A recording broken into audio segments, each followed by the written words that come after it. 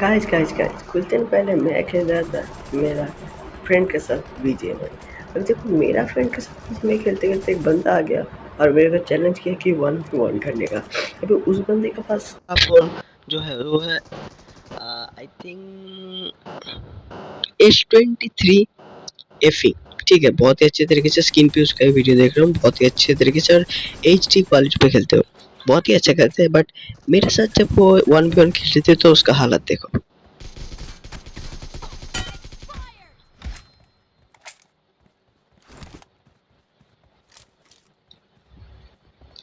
यहाँ पे तो मैं उसको बहुत अच्छे तरीके से बताऊँ, बट यहाँ पे मेरा फ़ोन लैग करते। बट इसके बावजूद भी मैंने इसको बहुत अच्छे तरीके से मारा है, आप लोग देख ही सकते हो। ये देखो बहुत ही अच्छे तरीके से मारा है।